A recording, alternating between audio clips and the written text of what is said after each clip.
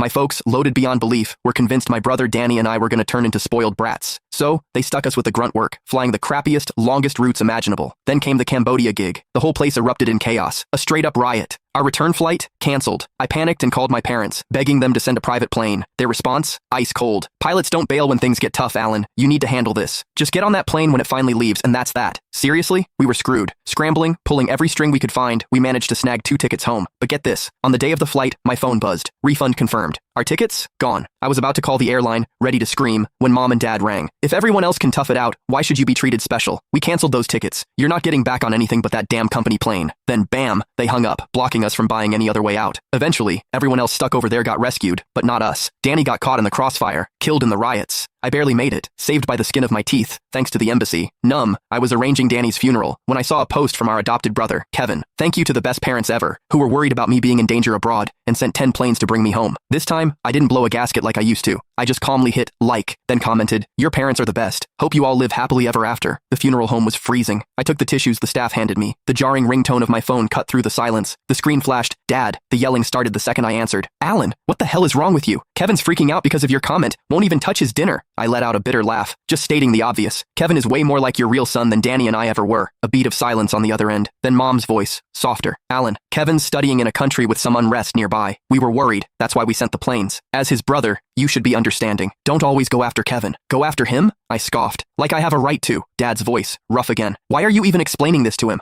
I don't need his permission to bring my son home. Apologize to Kevin, or you and Danny can stay in Cambodia for good. With the riots going on, you might as well just die there." That last, cruel wish broke me. Tears welled up. So, they knew people were dying in the riots. They deliberately put me and Danny in the line of fire. Since we were kids, it had been this way. The second Kevin felt even a little slighted, we'd be getting yelled at. Then they'd use every weapon at their disposal to force us to apologize. In their eyes, Kevin was brilliant and kind, while Danny and I were just toxic and selfish. That's why they worried about us abusing our power in the company. They hid our family ties from the world, stuck us on the toughest routes, and made us start from the bottom. Just before this trip to Cambodia, news broke that the place was about to explode. Mom and Dad knew it was dangerous, but they still forced us to go. Danny and I tried to refuse, but they started with the "you're too privileged" and act like spoiled millionaires routine. They guilt-tripped us with the whole "we brought you into this world" speech, and we finally caved. When the riot started, they not only refused to help us, but they canceled our flight, blocking us from getting home. Meanwhile, Kevin was studying in Europe, completely safe, but because they were afraid something might happen to him, they sent a fleet of private planes and bodyguards to escort him back. We were their biological sons, and they treated us like garbage. Kevin was just adopted, yet he got all the love and support in the world. Poor Danny, even in his last moments, was trying to make excuses for them. Mom and Dad probably didn't know what was really happening. That's why they wouldn't let us come home. Don't hate them, just live your life. Thinking about Danny's blown-apart body, a wave of rage crashed over me. Apologize? Over my dead body? Never! You got Danny killed. Are you